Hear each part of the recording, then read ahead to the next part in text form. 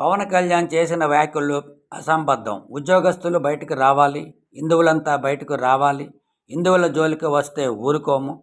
ఈ వ్యాఖ్యలు ఎవరు చేయాలి? ప్రతిపక్ష పార్టీలు చేయాలి. ప్రభుత్వం చేయాల్సింది చేయకపోతే ఆ ప్రభుత్వంపై ఒత్తిడి తీసుకురావడానికి అలాంటి వ్యాఖ్యలు చేస్తుంటారు. కానీ అధికారంలో ఉన్న పవన్ కళ్యాణ్ ప్రజలను రెచ్చగొట్టే వ్యాఖ్యలు చేయడం ఆయనేంటో ప్రజలకు మరోసారి అర్థమయ్యింది. లడ్డూలో జంతు కొవ్వు కలిసిందని ఆధారాలు ఉన్నాయని చెబుతున్నప్పుడు దోషులను శిక్షించడానికి ఎందుకు వెనుకంజ వేస్తున్నారు? ఏ తరహా విచారణ జరిపిస్తారో చెయ్యండి. గత పాలకులు తప్పు చేస్తే భక్తుల సమక్షంలో రాజకీయంగా ఎండగట్టండి. సిబిఐ, సుప్రీంకోర్టు, రిటైర్డ్ న్యాయవాదులతో విచారణ జరిపించండి. ఇవన్నీ చేయకుండా లడ్డు వివాదాన్ని ప్రాథమిక దశలోనే విచారణ చేయకుండా రెండో దశకు వెళ్ళిపోయి ఇప్పుడు ఉద్యోగస్తులు, హిందువులు బయటకు రావాలని పవన్ కళ్యాణ్ మాట్లాడటం నవ్వుల పాలు కావడం తప్ప మరొకటి కాదనేది తెలుసుకుంటే మంచిది.